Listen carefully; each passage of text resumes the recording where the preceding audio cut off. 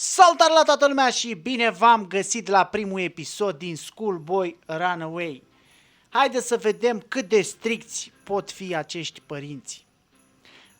Peste tot este plin internetul cu toți youtuberii spun că sunt foarte, foarte stricți acești părinți. Haideți să vedem și noi.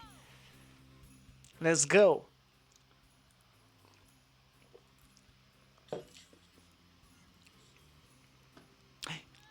E cineva la poartă, strigă.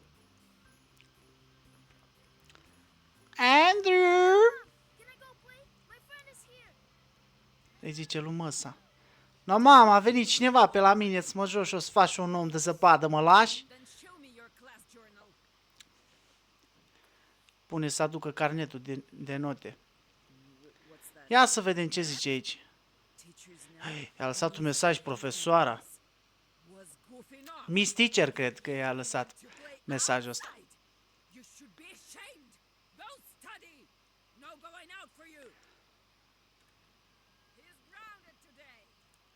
No, pleacă, copile, că nu iese astăzi. O, chiar că... Foarte strictă, mama. Foarte, foarte strictă. Hai să vedem. Ce avem, ce avem? Ce am apucat și eu să mă uit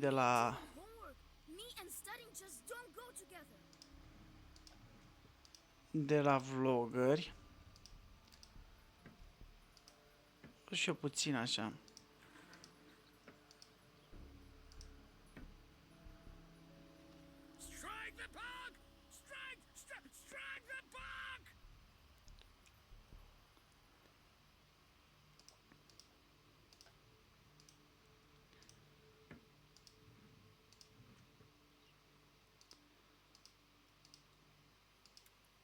Cum a prins calculatorul ăsta? Parcă am văzut că l-am aprins, ia.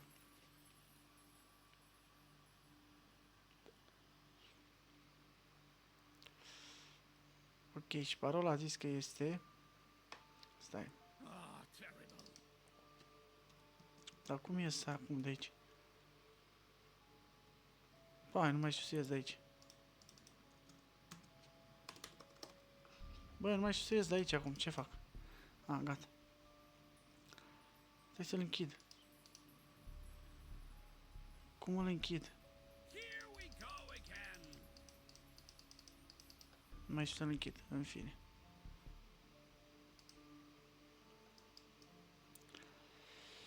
Aici pe spate trebuie să scrie 19/7/2010.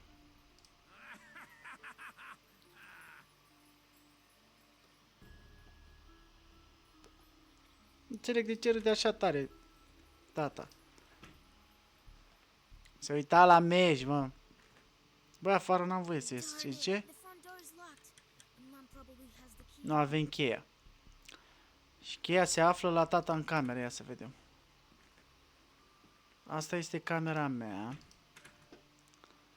Ok. Aici este mama în bucătărie. Ne face sarmale pentru Crăciun. Hai, și aici e tata aia. O, bea bere, se uită la meci. Faceți liniște. Hei, am uitat ușa deschisă. Apoi. Haide ușor. Și acum trebuie să ne mișcăm repede. Deci trebuie să luăm vaza. Și să vărsăm cheia din ea, nu? Hai. Și o punem înapoi. Și trebuie să iau cheia. Am luat-o. M-a prins! Wow.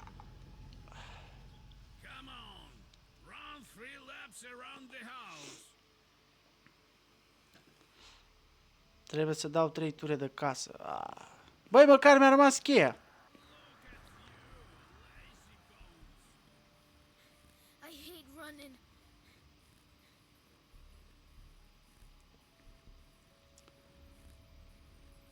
Hai, Andrew!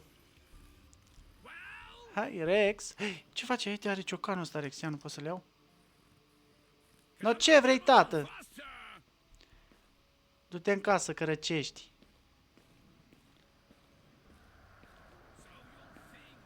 Ia uzi. Fugi în casă că pierzi meciul. Și am 3 încercări, 3 încercări. Ce face? Se pișă!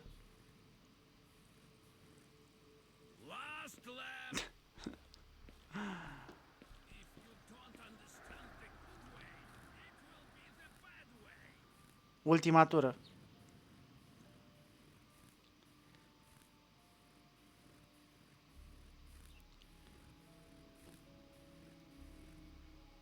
Ce tată nesimțit, uitați ce a făcut aici.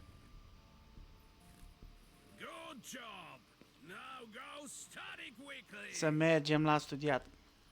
Gata, tati? Mergem la studiat. Acum avem cheia. Să vedem. Îmi spune că trebuie să merg. Ia să vedem unde trebuie să merg. Trebuie să sun la ușă.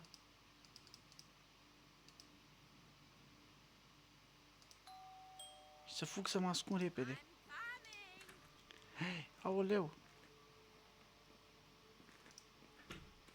Și mama trebuie să iasă afară. Când a ieșit mama afară, trebuie să mă duc în bucătărie. Hai să mergem. Ușa era deschisă, trebuie să ținem cont de chestiile astea. Deci trebuie să oprim asta.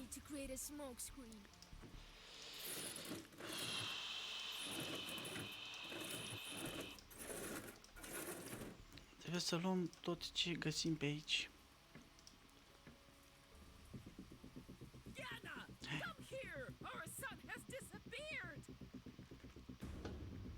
M-a prins! Și m-a prins, m-a bușit. Ce mă pui să fac, mamă? Vrea să spălăm pe jos.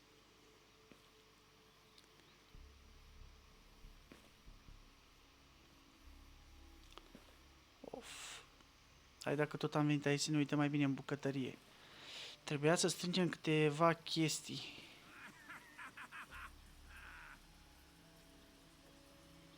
Trebuia să strângem câteva chestii de pe aici după în bucătărie. Dar n-ai mai făcut, mamă, curățenie în bucătărie aici de 14 săptămâni. Ia uite mizerie ce.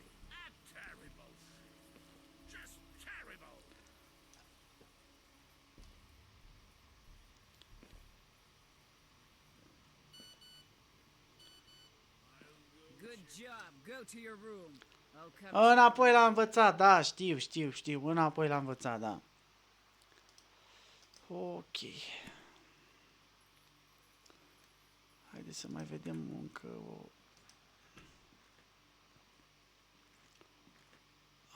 Ia uite.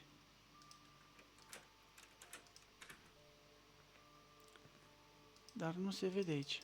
Nu are bec.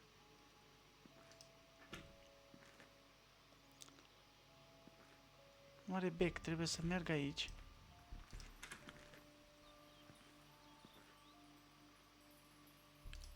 Am luat becul. Așa. Să mergem să punem bec. Unde este? Aici. Și acum de unde se aprinde?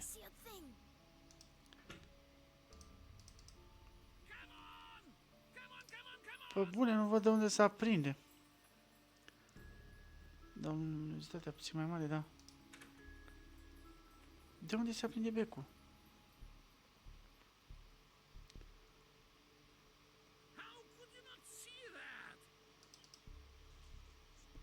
Nu văd de unde se aprinde becul. Mă deranjează și ring light-ul. Hai să închid ring light-ul, poate văd mai bine așa. Mai mi-a din luminozitatea mea. Nu văd de unde se aprinde becul. Nu, cred că știu de ce am nevoie. Am nevoie de lanternă am nevoie. Trebuie să mai mergem puțin la învățat. Aici este baia.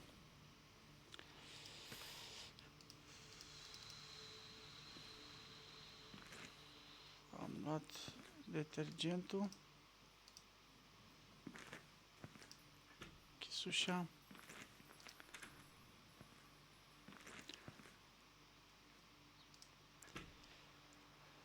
Unde găsesc o lanternă? Aici avem o sticluță de suc.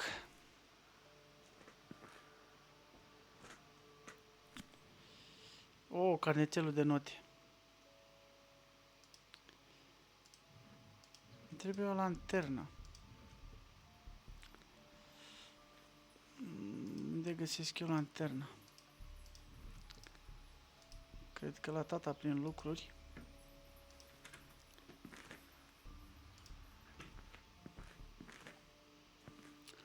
Afară încă nu pot ieși.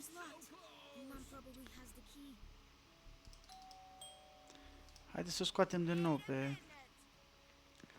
mama afară.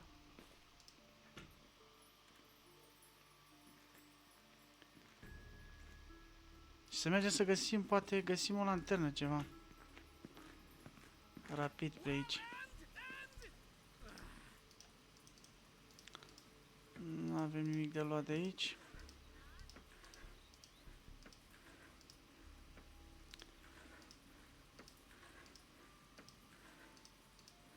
Da, nu am prea mult timp, asta e problema. M-a prins din nou! Mamă, m-a luat cureaua acum!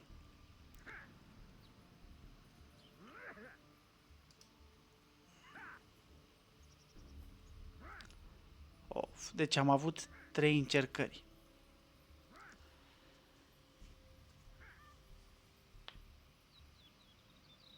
Ei bine, frații mei, aici ne oprim cu primul episod din Schoolboy Runaway.